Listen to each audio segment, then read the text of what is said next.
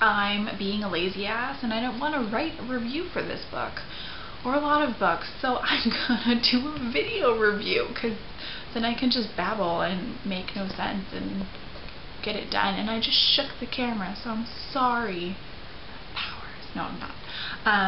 That'd be cool though if I did, because it would fit in the fact that right now I'm going to review The Initiation by L.J. Smith.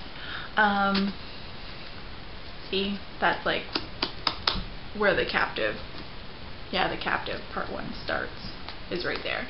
I just read the first one. It went super fast because the writing is like so 90s that you kind of just power through it. I liked it.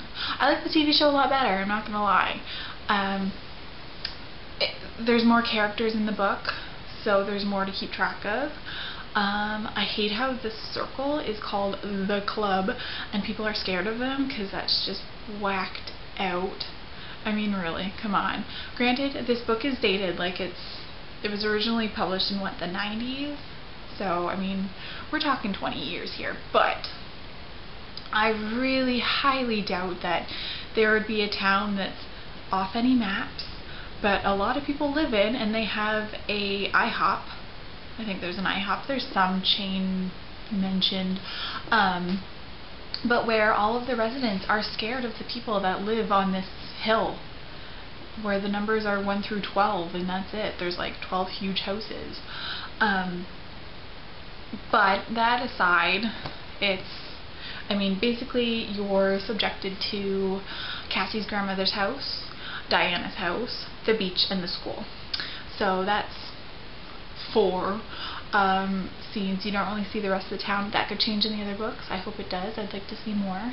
But I mean, it's just, in that respect, it's unrealistic. Whatever. I mean, if I lived in a town where I was scared of 12 families and their offspring, I'm pretty sure I'd be contacting police or moving. Like, it's whatever. Let's talk characters, shall we? I think Cassie's a closet lesbian in this book. Now, before you get all up in arms and you loved this book as a kid, let me make my point. Okay, she is obsessed with how Diana and Faye and the chick who in the show is called Melissa, I don't know what her name is in the book, like I said, there's a lot of them, but how big their boobs are, and how shiny their hair is, and how their sweaters fit, and how short are their shorts, and how tight are their pants. Like, she has an unnatural obsession for it, and reading it was just like, why was that necessary? Do I need to know that Faye is basically walking sex on a stick? No, I don't. There are other ways to say that. That's not how it was said exactly, but it's the meaning of it all. And then, yeah, okay, so Diana is the purity to Faye's sluttiness. Okay. That doesn't need to be harped on all the time. Whatever. Cassie's a bit of a slut in the book. Bit of a slut herself in the book. That makes more sense. Like in the show, she goes after Adam, but not like in the show. She shows more restraint, especially when she finds out that he's dating Diana. These aren't spoilers, people. By the way, it's, you know, the show has been on for a good 5 months, whatever. The book has been out for 20 years. If you haven't read it by now, like I haven't, I'm pretty sure you've heard of the spoilers. You've seen at least the previews for the show. It's nothing new. But anyways, as far as the Adam relationship goes, I like how it's dealt with better in this book. I like how Cassie really, really sticks to her guns, and she's like, you are dating my sister. Not really sister, but you know, sister from another mister. We can't do this. You are in love with Diana and she is in love with you, and you are the perfect almighty couple. Okay, I get it. But it was done really well. In the show, Cassie's kind of a slut, and trounces on Adam's heart a little, and I feel sorry for the guy. I mean, he has enough going for him, but anyway.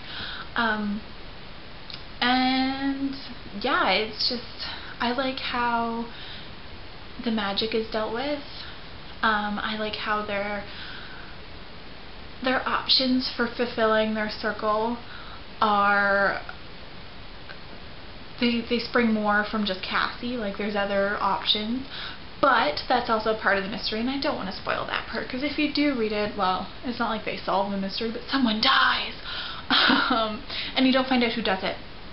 But dark magic plays a large part of this, especially closer to the end, and it becomes more of a focus in the other books. This book really sets up for the next two in the series, I would imagine. I haven't read them yet, but they're, you know, they're next on the docket, or at least soon.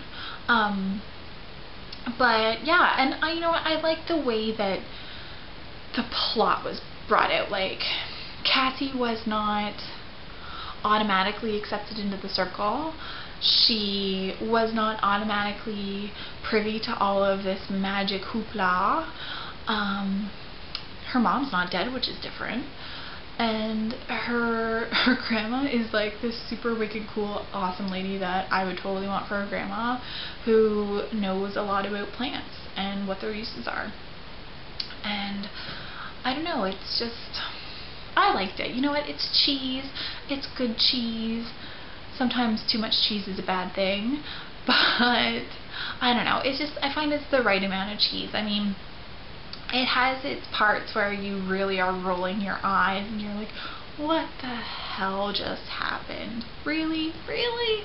But, you know, then there's other parts and you're like, oh, that makes so much sense for plot development. And, I don't know, like I said, this book is setting up a lot for the next two. It's really just introducing Cassie as a character, introducing the other characters, getting you used to them, getting them used to the situation, and then I would imagine it just kind of goes from there. So, yeah, I liked it. You know what? It's not fantastic. I'm glad that I bought the bind-up. I would have, I think, rather found the originals in a used bookstore for like a quarter, but that's my inner, you know, miser speaking. I do like, though, the fact that I did get the bind-ups and they match my bind-ups for the Vampire Diaries. I'm not gonna lie, it's an aesthetic thing.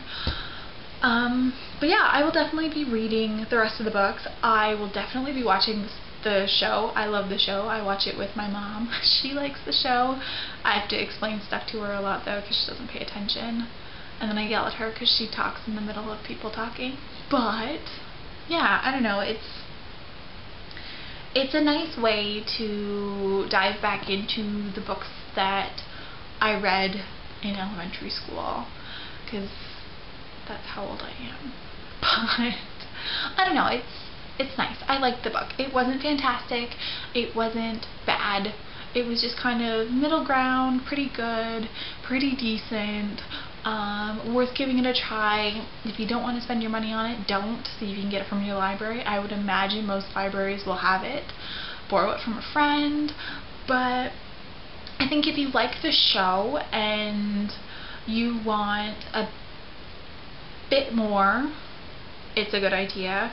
But if you really like the show and you don't want anything changed, I'd say forget about it, because it is really different, and you'll be very angry, let's just say, because it's very different. Like, it's same characters, different stuff.